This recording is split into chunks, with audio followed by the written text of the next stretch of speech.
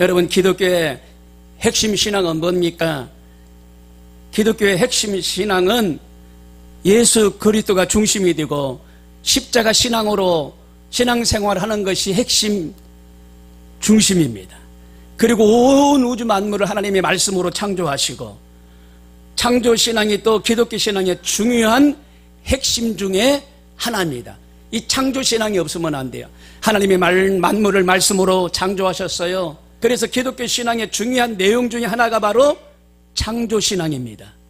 이와 함께 사랑의 하나님이 언제나 우리와 함께 하시고, 임마누엘 하나님으로 언제나 우리와 함께 하심으로, 기독교 신앙에서 중심적인 핵심은 뭐냐? 임마누엘 하나님, 임마누엘 하나님이 나와 함께 하심을 믿는다는 그 신앙이 핵심 중에 하나인 것으로 믿으시길 바랍니다. 여러분요, 양은요 아주 온순해요. 너무 착해요. 아니, 산맥탑을 볼 수가 없는 시력이기 때문에 목자가 없으면 안 됩니다. 그래서 목자가 푸른 초장과 쉴만한 물가로 인도해 줘야만이 쉴만한 물가를 가고 푸른 초장을 갑니다. 쉴만한 물가라는 것은 양떼들이 물을 잘 마실 수 있는 그런 냇가를 말합니다. 막 파도가 치고 그냥 거칠고 그런 물가가 아닙니다. 잔잔하게 흐르는 물가, 양들이 그 물을 마실 수 있는 아주 고요한 시냇가, 그런 쉴만한 물가를 말합니다. 그리고 푸른 초장은 양들이 풀을 뜯기에 거친 풀이 아닙니다. 아주 부드러운 풀, 이제 막 새싹이 돋고 이제 막 영양분을 축적해서 유한 그런 새싹을 말합니다. 그래서 목자 되신 하나님께서, 그리고 그 목자, 목동이 그 양을 이끌어 가는 거예요. 구약시대 성부 하나님은 가만히 보면은요, 소외되고 어려운 사람들과 함께 계시고, 가난하고 헐벗고 상처 입은 사람들과 함께 하시고, 그러다가 이제 예수님이 승천하신 후에 열흘 뒤에는 보혜사 성령님을 우리에게 보내주셨어요. 그리고 보혜사 성령님이 우리와 함께 계시며 우리를 주님의 인도하심으로 이끌어주고 계신 것을 우리는 믿어야 돼요. 그래서 우리는 참 좋으신 하나님, 지극히 우리와 함께 계신 그 하나님, 그러므로 이 놀라운 은혜에 우리는 한평생 감사하며 삶을 살아야 되는 줄로 믿습니다. 세 가지로 말씀을 나눕니다. 첫 번째로 내 영혼을 소생케 시키는 하나님, 이게 소생시키는 하나님, 살리는 하나님, 더 좋게 하시는 하나님, 그 하나님이 우리 하나님이신 줄로 믿습니다. 우리가 일생을 살아가는 동안 우리가 때때로 낙심하고 쓰러지고 힘들 때가 있어요. 그런데 그때마다 주님이 찾아오셔서 우리와 함께 하십니다. 육신을 소생케 하시고 영혼을 소생케 하여 주십니다. 그래서 이렇게 고백합니다. 내 영혼을 소생시키시고 자기 이름을 위하여 의의 길로 인도하시는도다. 내 영혼을 소생시킨다는 것은요, 피곤한 영혼을요 회개케 하여 새 힘을 얻게 하신다, 이런 뜻을 가지고 있어요. 소생케 되는 것은 피곤한 영혼을 회개케 하여 새 힘을 얻게 하신다라는 뜻을 가지고 있어요. 그래서 살리는 역사가 일어나고요. 여러분, 푸른 초장은 히브리어로 네오데시라고 말합니다. 연하고 부드러운 풀이 있는 곳으로 우리를 인도하시고, 초장은 네오라고 말합니다. 네오, 오막살이나 숙수를 말하는데 그 여름에는요 더워요. 그런데 그 오막살이 같은 곳으로 피하면 서늘합니다. 그리고 겨울에는 추워요. 그런데 그런 숙소로 들어가면 따뜻한 체온을 유지해서 살아갈 수가 있어요. 네, 옷, 그러니까 초막과 같은 숙소와 같은 곳으로 그들을 인도하는 것처럼 하나님께서 우리를요 절기마다 때마다 쉬마다 그런 곳으로 하나님이 우리를 인도하고 계셔요. 때를 따라 하나님의 은혜를 주고 계신다는 사실을 우리는 잊지 말아야 됩니다. 쉴만한 물가라는 것은 말씀드렸듯이 천천히 흐르는 물, 그런 물가로 인도하셔요. 양들이 그렇게 잔잔한 시냇가에 가서 물을 마실 수 있도록 하나님이 우리를 인도하신다는 거예요. 여호와는 나의 목자라, 하나님은 우리 목자이기 때문에 우리가 편안함을 가질 수 있는 그곳으로 인도하신다는 겁니다. 양들이 마시기에 적합한 그런 시냇가로 인도하시듯이 우리를 그렇게 쉴만한 물거리 인도하셔요. 하나님의 말씀은 완전하고 살아 운동력 있는 사람의 영혼을 수술하여 간근하게 건강하게 회복시킨다 그랬잖아요. 하나님의 말씀은 운동력 있어 우리의 혼과 영과 및 관절과 골수를 쪼갠다라고 그랬잖아요. 그러니까 이 말씀이 우리를 소생케 시킨다. 우리를 막 살게 하시는 거예요. 이 말씀이 그냥 우리를 힘을 얻게 하는 거예요. 말씀 듣는 사람에게 막 하나님이 생기를 불어넣어서 힘이 나게 하는 거예요. 막 살리는 역사, 사는 역사를 하나님이 주시고 계신 줄로 믿습니다. 대통령 경호를 책임졌던 사람, 그리고 88 올림픽 때 그리고 이 사람이 그 모든 행사를 준비했던 사람인데 이분이 스위스 노잔에서 미국의 NBC 방송국과 계약을 하고 돌아오는 중에 몸이 안 좋았어요. 그래서 보좌진이 이만저만해서 병원에 가서 검사를 한번 받아보십시오. 그래 내가 뭐 술 먹고 조금 피곤한 거 외에는 아무것도 없다고 이렇게 말하고 병원에 가지 않았는데 또 병원에 가야 되는 그런 증상이 나타나서 보좌진이 가보십시오. 가서 검증을 받아보십시오. 라고 말하니까 한번 가서 검사를 받았는데 간암이에요. 술을요 대외적인 관계로 인해서 너무너무 많이 마셨어요. 막 폭주를 하다 보니까 이 간이 그냥 완전히 굳어가지고요. 소생 불가능한 그런 상태가 된 겁니다. 그 소리를 들었어요. 의사 선생님한테 간암입니다. 그러니까 말입니다. 막 좌절하고 힘이 빠지고 내가 간암이래 내가. 그러다 보니까요 병원 신세를 지게 되는데 3개월 만에 돌아가셨어요. 의사 선생님 하시는 말씀이 뭐예요? 간암이라는 것을 몰랐으면 차라리 몰랐으면 2년이고 3년이고 더 살 수가 있었다는 겁니다. 그런데 간암이라는 것을 알고 난 뒤로부터 나는 안 되겠다, 나는 큰일 났다, 나는 중환병에 걸렸는데 언젠가 죽는다 시무룩하니까 그냥 다운돼가지고 3개월 만에 돌아가셨노라고. 사랑하는 성도 여러분요, 하나님의 말씀은요 살아 운능력이기 때문에 그 말씀을 자꾸 들으면요 부정적인 생각이 빠져나가고 긍정적인 생각이 들어와서 우리 몸을 막 살리고 소생시키시고 건강을 얻도록 역사하고 계시는 줄로 믿으시길 바랍니다. 그래서 마음의 즐거움은 양약이라도 심령의 근심은 뼈를 마르게 하느니라. 잠언서 17장 22절에 말씀하고 계시는데 하나님의 말씀을 자꾸 가까이 하셔야 돼요. 그래서 그 말씀이 우리의 양약이 되는 거예요. 양약. 그리고 근심은 뼈를 마르게 하니까 근심을 하지 말아야 돼요. 염려와 근심 불안은 떠나가라. 아니 빚 내가 있어요. 빚을 걱정한다고 빚이 떠나가나요? 염려하지 말아요. 염려하지 마라.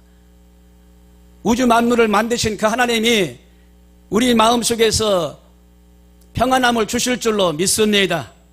제가요 금요일 날 오전에 김포 의료교회에서 선생님한테 의사 선생님한테 전화를 받았어요. 보호자님, 네 유독합니다. 그래요? 사망했다는 소식을 안 들었으니까. 근데 6시쯤 와가지고 유독합니다. 오늘 못 넘깁니다. 그러시는 거예요. 그러시냐고. 차를 타고 막 운전하면서 김포 우리병원까지 가는데 중간쯤 가니까 또 의사 선생님이 전화를 주셨어요. 돌아가셨습니다. 그래서 코로나 확진자로 돌아가셨는데 보호자든 가족이든 접근을 못하게 해요. 접근을. CCTV로 이렇게 CCTV로 안치실에 이렇게 카메라를 대놓고 바깥에서 보게 하는 거예요. 바깥에서. 침대에 누워 계신 모습만 보고 할 수 있는 것은 아무것도 없어요. 주님 앞에 손을 들고 기도했습니다. 하나님, 천국간 이 영혼 하나님 붙들어 주시고 남은 유족들 위해 하나님이 역사하시고 위로하여 주시고 힘을 주시길 원합니다. 기도한 거 왜 없어요? 밤이 11시가 됐는데 할 수 있는 게 아무것도 없어요. 돌아왔어요. 김포시청에서 연락이 와가지고 이렇게 진행됩니다. 그래요. 코로나 확진자이기 때문에 접근을 못하게 합니다. 거기에서 그 119 같은 앰뷸런스 그 사단 업체가 있는데 거기에 이렇게 연결을 해주더라고요. 거기서 연락이 왔어요. 그래서 영안실로 안치실로 다 모시고 벽지 화장터로 갈 겁니까? 아니면 강원도로 갈 겁니까? 성남으로 가실 겁니까? 주소지가 어디세요? 어디가 좋아요? 벽지 화장터로 모셨으면 좋겠다고. 근데 예약이 안 되는 거예요. 예약이. 코로나 확진으로 인해서 돌아가시는 분들이 많아가지고 옛날에는 3일장이었잖아요. 이제는 3일장이라는 말을 못 들을 정도로 토, 일, 월, 화, 수, 목요일 날 오후 3시에 잡혔어요. 6일장이 돼버린 거예요. 6일장. 하루에 300명씩 화장터마다 거의 여기는 하루에 300명을 화장할 수가 있는 그런 기구가 시설이 되어 있는데 포화 상태예요. 포화 상태. 6일 만에 잡혔어요. 6일장으로. 그 믿고 예수님을 믿고 천국에 가셨으니까 하나님의 이루가 있고 그래도 유족들이 힘을 얻는 거지요. 안 믿는 상태에서 이런 어려움을 당하면은요 좌절하겠더라니까요. 가까운 식구가, 형제자매가, 내 부모가, 사랑하는 내 아내와 내 남편이 이런 일을 당한다면 좌절하겠더라니까요. 근데 예수님을 믿으니까 예수님이 힘을 주시는 거예요. 예수님이 위로하시고 천국 가신 걸로 위로받는 거예요. 하나님 말씀 붙잡고 기도를 하고 기다리는 일밖에 없더라고요. 기다리는 일. 6일까지 그냥 목요일까지 그냥 기다리는 거예요. 그리고 납골함만 받으면 되는 거예요. 화구에 모셔지는데 그것도 간여도 안 하고 그 업체에서 그 시청에서 연결해준 업체에서 다 화장까지 해주시고 유족들한테는 분골함만 납골함만 이렇게 전달해 드리는 게 그게 다예요. 그게 끝나요. 그게 끝나. 할 수 있는 게 없어요. 여러분 속히 이 바이러스가 진정되도록 기도해 주시기를 바랍니다. 내 영혼을 소생시켜 주시고 자기 이름을 위하여 주님의 이름을 영광을 위하여 우리를 의의 길로 인도하시는데 예수 그리스도가 아니면 내일에 대한 소망과 희망을 가질 수가 없어요. 오늘 여러분 어떠한 절망과 고통과 스트레스로 이 자리에 또 계시는지는 모르지만 우리를 소생시켜 주시고 우리를 희망으로 인도하시는 이 주님의 놀라운 은혜를 체험하는 역사가 있기를 바랍니다. 주님 나를 이제 소생시켜 주옵소서. 내 영혼의 침체에서 나를 회복시켜 주옵소서. 간절히 간과하는 마음으로 기도하면 하나님이 힘을 주십니다. 힘과 용기를 허락하여 주십니다. 참으로 감사한 것은 우리 사랑의 주님 절망의 자리에서 우리와 함께하고 계신다는 사실을 잊지 마시길 바랍니다. 넘어질 때마다 우리를 붙들어 주시고 또 일으켜 주시고 또 일으켜 주시고 힘을 주시는 분이 하나님이라는 사실을 잊지 마시길 바랍니다. 잠언서 24장 16절에 대저 의인은 7번 넘어질지라도 다시 일어나려니와 악에는 재앙으로 말미암아 엎드러지느니라. 의인은 7번 넘어질지라도요 일어난다는 겁니다. 일어난다.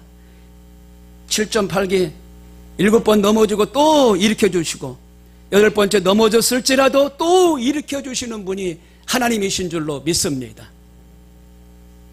그러므로 우리가 어떠한 절망의 자리에 주저앉아 있든지 간에 어떠한 고통과 괴로움과 상처로 낙심하든지 간에 주님 앞에 돌아 나와야 됩니다.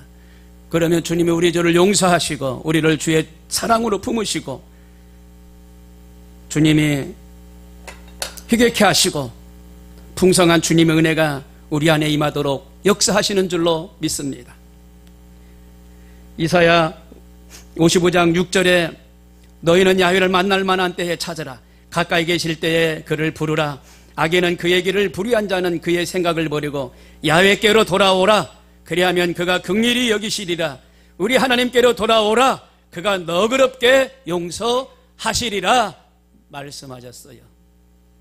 사람들은 자기들이 큰 허물이 없는 줄 알아요. 하나님은 우리가 허물이 있어도 그 죄를 용서하시고 허물을 용서하시는데 우리는 허물이 없는 줄 알아요. 그런데 하나님께서 내게로 돌아오라. 회개하고 돌아오라. 너희를 불쌍히 여기고 너희를 용서하리라. 너희를 용서하리라. 너희를 용서하리라. 돌아오라 라고 말씀하고 계십니다. 선한 목자 되신 예수님께서 우리를 상처 입은 곳에 치료하여 주시고 넘어진 곳에 일으켜 세워주시고 안진이 어그러지고 깨어진 모든 것들을 다시 소생시켜 주시고 회복시켜 주시는 그 은혜를 우리 모두가 체험하게 되시기를 바랍니다. 우리를 회복시켜 주시고 소생시켜 주셔서 하나님의 이름을 위하여 하나님의 영광을 위하여 의의 길로 인도하시는 사실인 것을 우리는 믿어 의심치 않습니다. 여기서 의의 길이라는 것은 하나님이 기뻐하시는 길, 불순종의 그 자리에서 회개하고 하나님의 길로 가는 것을 의의 길이다라고 말합니다. 그래서 하나님의 말씀대로 살려고 사는 사람을 말합니다. 사람들은 늘 어떤 율례와 도덕으로 의로움에 갇혀서 자기 중심의 삶을 살아가지만 자기가 생각하는 것이 절대적으로 의롭고 맞는 말이 아닙니다. 가식의 말도 있을 것이고 남에게 상처를 주는 그런 말들도 있을 것입니다. 그게 우리의 모습입니다. 그런데 우리가 주님 앞에 철저히 회개하고 돌아가는 것, 그것이 의로운 길입니다. 주님 저를 용서하소서, 주님 용서하여 주옵소서. 아니, 아버지 학교를 가면은요, 그 아버지 학교에 그 시스템이 주님 제가 아버지입니다, 주님 제가 아버지입니다, 그걸 삼창을 해야 돼요. 그런데 여기에 심장이 있잖아요. 왼쪽에 심장 위에다가 손을 얹고 말을 합니다. 주님 제가 아버지입니다, 주님 제가 아버지입니다, 주님 제가 아버지입니다. 순서에 이 순서가 꼭 있어요. 근데 처음 했을 때보다 두 번째, 세 번째 갈수록 톤이 막 높아져요. 그렇게 고백하고 나면은 아버지지, 가족을 챙겨야 될 아버지지, 아내를 챙기고 자녀를 챙겨야 될 아버지지, 내가 쓰러지면 안 되지, 내가 가정의 가장으로 아버지로 내가 쓰러지면 안 되지, 애들한테 좋은 모습 보여줘야 되겠다, 애들이 아버지만 보는데 좋은 모습 보여줘야 되겠다, 신앙생활 하면서 말씀대로 좀 살려고 더 노력하고 기도해야 되겠다, 세상 안 믿는 사람하고 좀 다른 모습으로 삶을 살아야 되겠다, 착하게 살아야 되겠다, 이런 다짐들이 막 생기는 거예요. 여기에서도 의롭게 사는 것은 주님 제가 죄인입니다, 주님 제가 하나님께로 돌아가겠습니다, 회개하고 나오는 것을 의롭게 산다라고 말하고 있어요. 오늘 의롭게 삶을 살아가는 저와 여러분에게 하나님이 큰 은총을 내려주시고 계신 것을 믿습니다. 두 번째로 절망의 자리에도 함께 하시는 하나님이십니다. 우리가 믿고 섬기는 하나님은 우리를 소생케 시켜주신다고, 소생시켜주신다라고 말씀을 드렸어요. 그런데 절망의 자리에서도 그 자리에서도 하나님 함께 하셔요. 다윗이 일생 동안 파란만장의 삶을 살았다고 그랬잖아요. 이 다윗이 파란만장을 삶을 살았는데 이 사람 이외에 어떤 다른 사람이 다윗처럼 그렇게 파란만장한 삶을 사는 사람이 없을 정도로 파란만장을 살았어요. 그런데 그가 쫓겨다니면서 광야에 있을 때, 힘들고 어려울 때 어떻게 해요? 이렇게 고백합니다. 주님, 야훼가 나의 목자이기 때문에 내가 부족함이 없습니다. 이렇게 고백을 해요. 주님, 주님은 나의 야훼이십니다. 나의 전능자입니다. 나의 하나님이십니다. 내가 부족함이 없습니다. 내가 부족함이 없습니다. 고백하고 다니는 거예요. 주님이 나의 목자가 되셨기 때문에 내게 어떠한 문제와 고통과 괴로움이 현실이 다가올지라도 내게 부족함이 없습니다. 나는 주님 한 분만으로 만족합니다. 그러면서 고백하면서 말하는 것을 성경을 통하여 우리는 알 수가 있어요. 이게 간증입니다. 이게 다윗의 간증이에요. 주님이 나의 목자이기 때문에 내게 부족함이 없습니다. 한 줄로 말하면 이게 다윗의 간증이에요. 여호와는 목자시니 내게 부족함이 없으리로다. 아멘. 부족함이 없어요. 블레셋 장수 골리앗을 무너뜨렸던 이 다윗, 한순간에 민족의 영웅이 됩니다. 근데 그때부터 사울 왕이 그를 시기하고 미워하잖아요. 3,000명의 군대를 풀어서 다윗을 잡아오라 했을 때 이 다윗은 쫓겨다니는 입장에서 얼마나 힘들었겠습니까? 두려웠겠습니까? 떨렸겠습니까? 도망 다니는 거예요. 무려 10년 동안이나 그랬다니까요. 왕이 풀었어요. 3,000명이라는 병사를. 근데 다윗은 쫓겨다니는 거예요. 얼마나 어려웠겠습니까? 그럴 때마다 음침한 골짜기를 다닐 때마다 하나님이 두려워하지 않게 하셨어요. 두려워하지 않게 하셨어요. 어떤 유경에 처해서도 하나님이 함께 하셨어요. 하나님이 함께 하셨어요. 이 골짜기라는 게 이게 그 사막에서 물이 이렇게 흐르고 비가 오고 물이 흐르면은요, 골짜기가 이렇게 생겨요.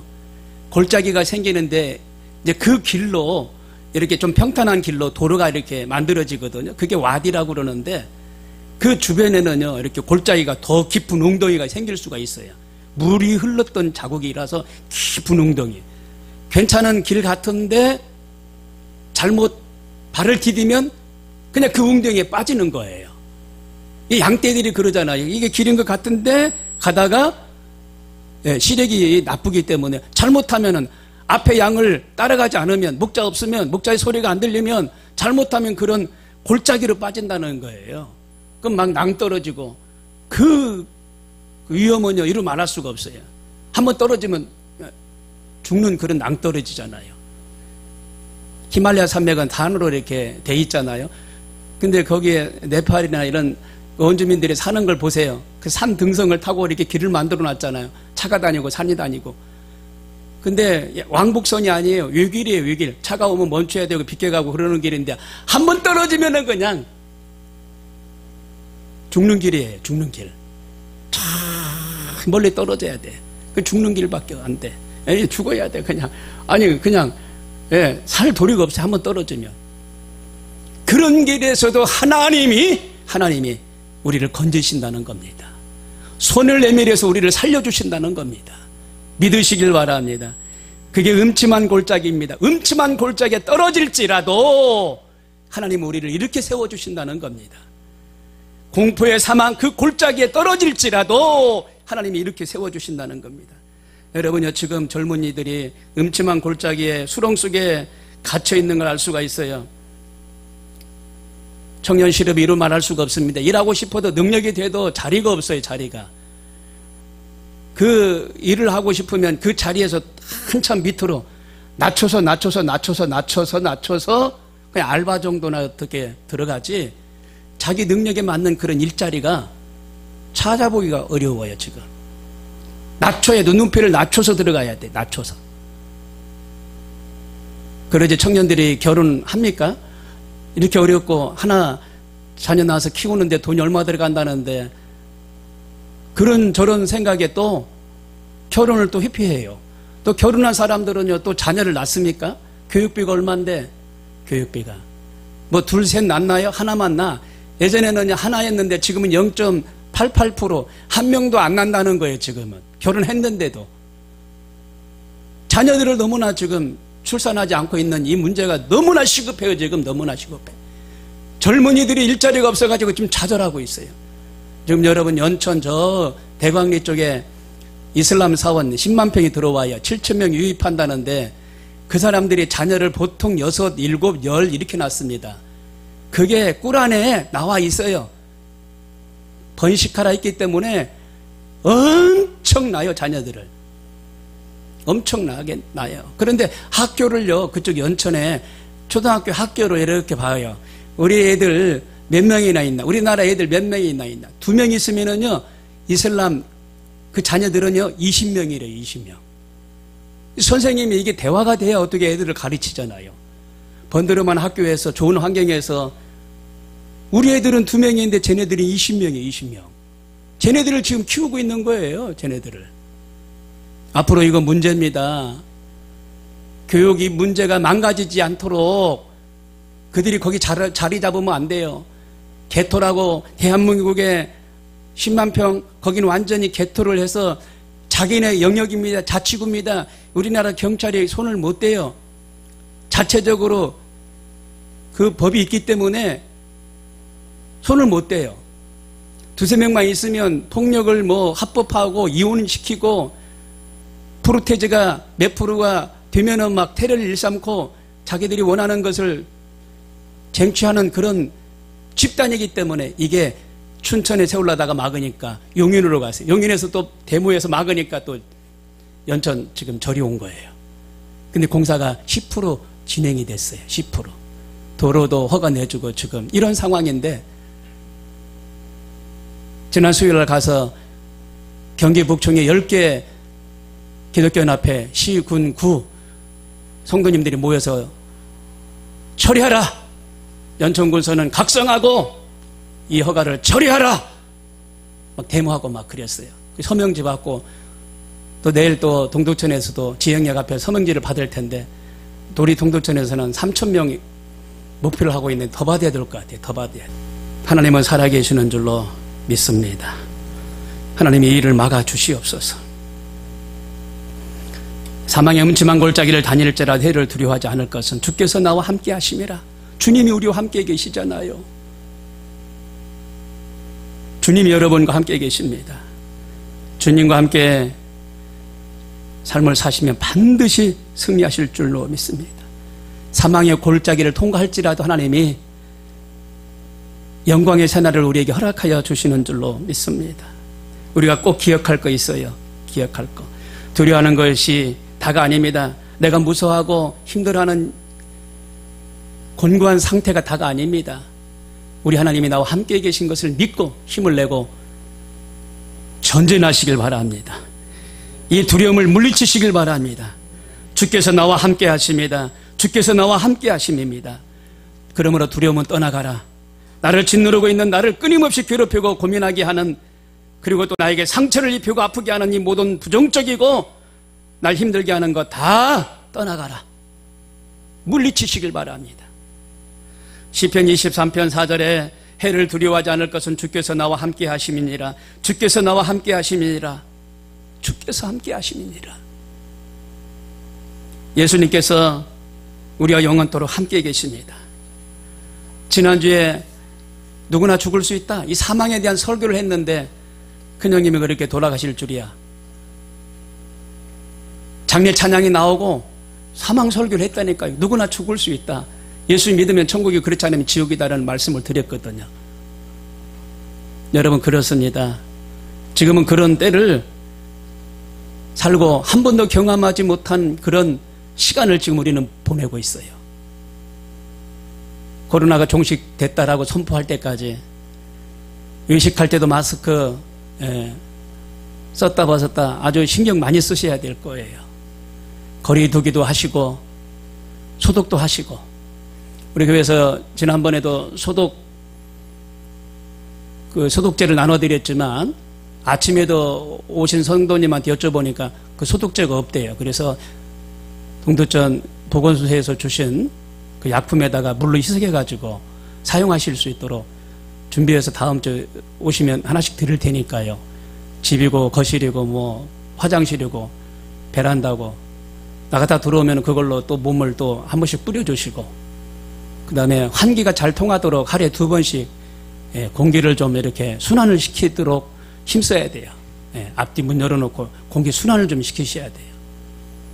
여러 가급적이면 마스크 안 내리고 생활할 수 있어야 돼요. 그렇지 않으면 지금 이런 어떤 풍조에 휩쓸려서 떠내려갈 수가 있어요. 2018년 6월 9일 날 제가 종로 중구 대개구에 있었는데요.